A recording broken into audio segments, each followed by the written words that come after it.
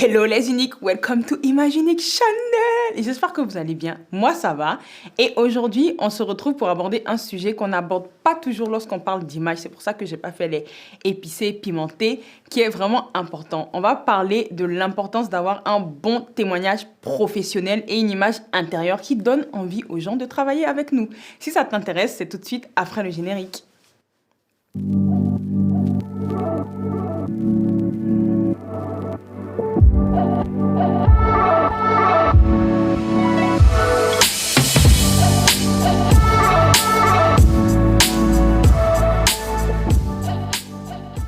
Alors déjà, pourquoi cette vidéo? Parce que tout simplement, je me suis rendu compte quand moi-même j'ai eu à travailler sur des projets professionnels que tu pouvais avoir tous les dons et talents du monde. Tu peux être vraiment excellent dans ton domaine, mais si clairement tu n'avais pas un bon caractère et si tu n'étais pas professionnel, à un moment donné, que tu le veuilles ou non, il y aura des limites et des portes qui vont se fermer. Tu ne pourras pas atteindre en tout cas ton plein potentiel.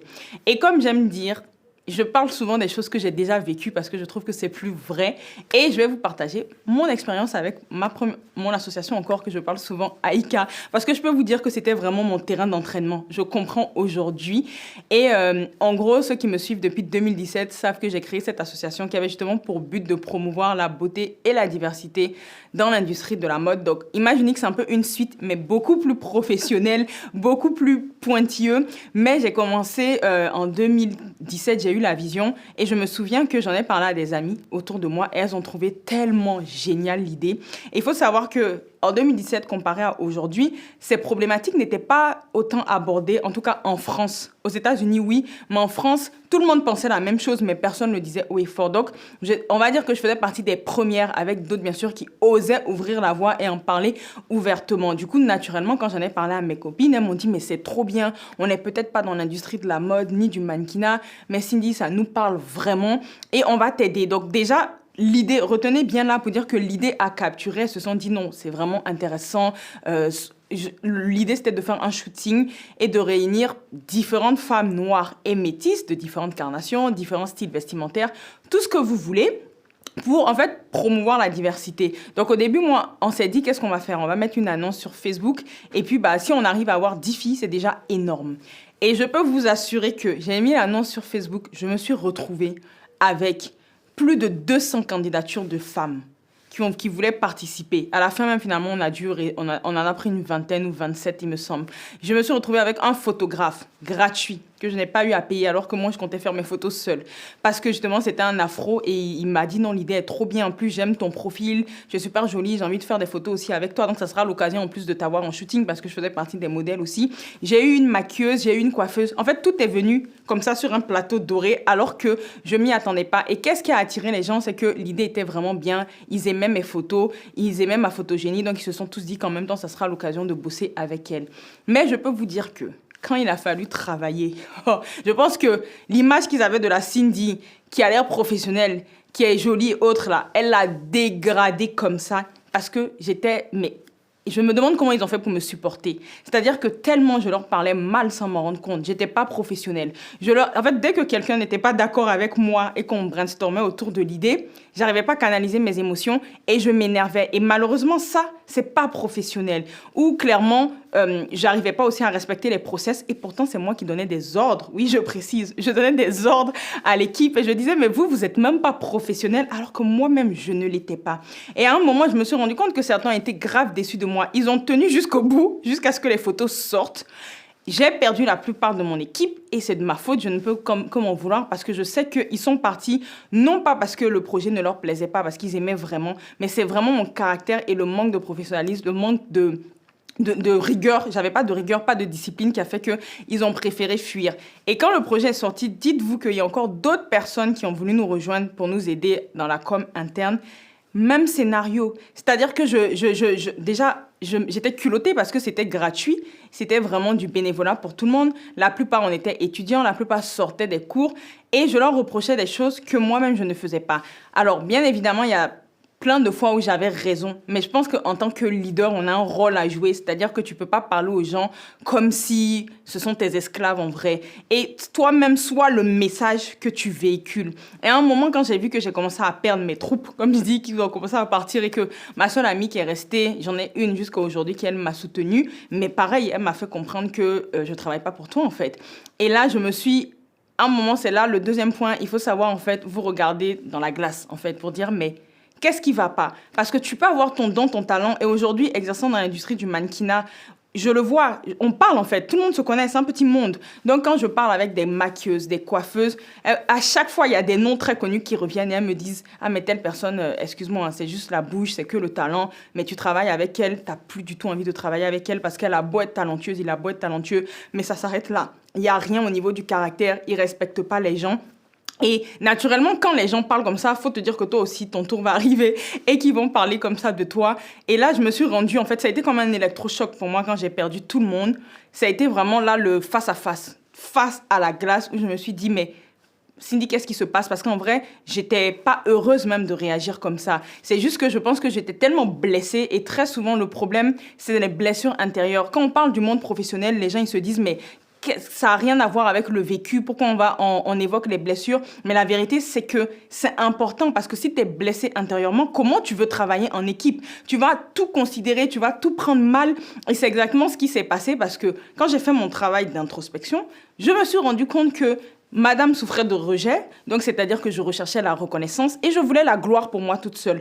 On était plusieurs à avoir monté ce projet, mais au fond de moi, j'avais pas envie qu'il brille, si je suis honnête. Je voulais que moi seule, ce soit Cindy qui soit reconnue. Pourquoi? Parce que Cindy, on lui a toujours dit qu'elle ne pouvait rien faire. Et donc là, aujourd'hui, elle a une idée géniale qui plaît à tout le monde. C'est mon moment de gloire, donc c'est mon moment, vous n'allez pas me le voler. C'était vraiment ça. Donc il fallait travailler ça. Il fallait également travailler ma discipline et ma rigueur parce que girls, tu veux être leader, tu veux leader des personnes, mais toi-même, tu ne le fais pas. Tu n'es pas professionnelle, tu n'es pas rigoureuse. Comment tu veux, en fait, montrer cet exemple? Et surtout, même le troisième point, c'est que je parlais d'image. Je voulais, en fait, montrer au monde que la femme noire et métissée est belle, que la femme noire et métissée a de la valeur. Mais je me suis rendu compte que tu ne peux pas parler de ça si toi-même, tu n'incarnes pas le message. Parce que, comme je le dis souvent, c'est pas que ta beauté physique qui fait justement que les gens vont te considérer. Ce qui fait que les gens vont te considérer, c'est ton intérieur, c'est comment tu as travaillé, comment tu es guéri déjà et la discipline que tu t'es mis pour être professionnel. Et je me suis dit non, si je reviens, et avec Image Unique, c'est un peu ça, si je reviens, il faut qu'il y ait des choses en moi qui changent. Clairement, j'ai été radicale avec moi, mais ça a payé ses fruits. Il faut qu'il y ait des choses qui changent pour que je puisse incarner ce message-là de femme métissée, que toutes ces femmes qui me regardent puissent se dire waouh, on a envie d'être... Enfin, genre que je sois une source d'inspiration. On n'a pas envie d'être comme Cindy parce qu'on est unique justement, mais que je puisse être une source d'inspiration pour que ces personnes se disent oui, on peut nous aussi, entre guillemets, nous respecter, nous valoriser. Mais d'abord, ce qui va faire la différence, c'est notre intérieur parce que sinon, à la fin, on fait fuir tout le monde. Et naturellement, ça a payé ses fruits, comme j'ai dit, et j'ai recommencé à retravailler sur ce projet. Je peux vous dire que quand j'ai recommencé à travailler, ça n'avait plus rien à voir. Les autres personnes qui sont rentrées, même si je voyais qu'elles avaient des problèmes intérieurement, parce que le problème aussi, c'est que quand tu as une mauvaise image intérieure, c'est-à-dire que tu n'es pas professionnel, tu attires des personnes aussi qui ne le sont pas. Parce que, effectivement, ceux qui m'entourent, ils étaient tous bénévoles, mais on était tous en train d'apprendre, donc on n'était pas pro. Et là, j'ai vraiment attiré des personnes par la suite qui étaient plus professionnelles et je savais aussi également comment gérer s'ils avaient des problèmes émotionnels, parce que la vérité, c'est ça, en fait, la gestion de l'humain. Et du coup, on a créé des liens et même si aujourd'hui, mon asso, bon, j'ai arrêté, mais c'est pas pour les mêmes raisons, c'est parce qu'il fallait que je me concentre sur ce projet, j'avais une autre approche. Et c'est là où le dernier point... Pourquoi c'est important ce que je suis en train de dire? Parce qu'il faut savoir que les gens vous observent et qu'une personne professionnelle ne va pas vouloir travailler avec quelqu'un qui ne l'est pas. Aujourd'hui, pour avoir fait ce travail intérieur, je n'arrive plus à bosser avec des personnes qui ne sont pas pros. Et je comprends aussi pourquoi à un moment, ils m'ont lâché.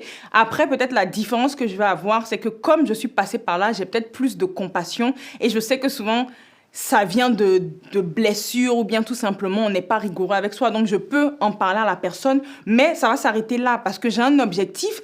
Et si je vois que tu me bloques, et ça arrivait avec ce projet-là, avec Image Unique en ce moment, j'ai dû faire des choix en fait. Il y a des personnes que j'ai dû dire non, je ne pose plus avec cette personne parce que ce n'est pas l'image de ce que je veux véhiculer et ce n'est pas possible. Et ça se remarque directement. Et moi, de la même manière que tu remarques, que tu observes les gens, c'est comme ça les gens t'observent. Et je vais vous donner donc quelques points, par exemple, qu'il faut absolument travailler. C'est déjà le premier point qui fait qu'on sait que ça va pas, c'est le manque de vision. J'aime souvent citer ce verset de la Bible qui dit que sans vision, le peuple périt. Et je peux vous dire que c'est vrai. Parce qu'une personne qui n'a pas de vision sera éparpillée, manquera de discipline. C'est-à-dire que tu peux être dans un secteur, hein, tu peux être dans le mannequinat, peu importe le métier que tu fais, mais si tu ne sais pas pourquoi tu le fais, tu ne sais même pas à qui tu parles, ça va se voir et malheureusement, tu vas faire un travail brouillon. J'ai eu à travailler avec des personnes comme ça, c'était pas possible, je perdais du temps, la personne également. Et même moi, quand j'ai commencé ce projet-là, j'avais l'idée générale, mais je savais pas où j'allais. Donc, comme je vous ai dit à un moment, j'ai perdu mes troupes. À un moment, moi-même, il fallait que je me retrouve pour dire, OK, tu as cette vision, mais tu veux parler à qui? Qu'est-ce que tu veux dire? Quel est ton positionnement? Quelle est ta cible? Et c'est ce qui a fait la différence. Donc, déjà, travailler cette vision parce que c'est la base. Si tu n'as pas de vision, naturellement, en deuxième point, le manque de professionnalisme, le manque de rigueur et de discipline va suivre. Et ça, c'est quelque chose... Mon mari est témoin, j'en peux plus. J'en peux vraiment plus parce que je ne sais pas si vous réalisez les gens, mais comment ça fait péter les plombs, c'est-à-dire que ça retarde tellement parce que tu as en face de toi une personne qui n'est pas professionnelle. Et quand je dis pas professionnelle, c'est par exemple, ça m'arrive tous les jours. Et je vais te donner un exemple, même avec les personnes que des fois je veux interviewer dans Image Unique. On parle ensemble, j'envoie le planning, et tout. 2 jours après, la personne va m'envoyer un message. Ah, tu peux me renvoyer l'adresse? Peut-être que vous, ça vous dit rien, mais moi, qu'est-ce que ça m'envoie dans ma tête? Mais cette personne n'a pas noté.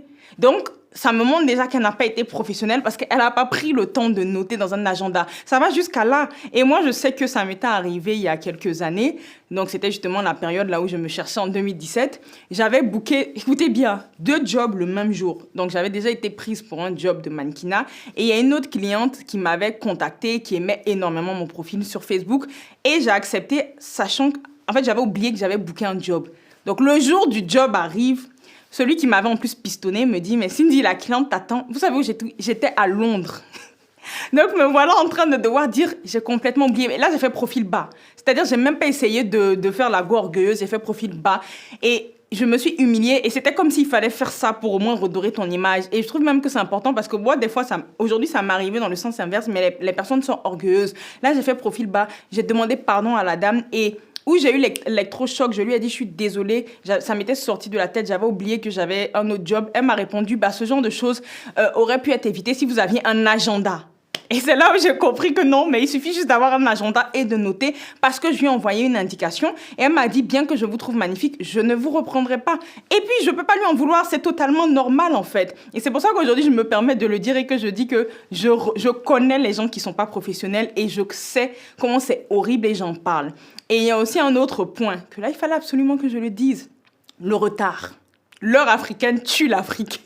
Ça, c'était le nom d'une série en Côte d'Ivoire, d'une web série de 10 minutes qui était hyper bien, qui passait à la télé. Et c'était ça, l'heure africaine tue l'Afrique. Et c'était des mini-situations qui présentaient de rendez-vous professionnels ou autres. Et ils montraient que comme on est tout le temps en retard, on loupait vraiment des opportunités à cause de notre retard. Et à cause de ça, il y a des choses qui faisaient qu'on n'avançait pas, en fait. C'est-à-dire que il y a beaucoup la communauté africaine qui me suit, c'est pour ça que je me permets. Mais une personne en retard, une deuxième en retard, une troisième, mais c'est tout un continent qui n'avance pas.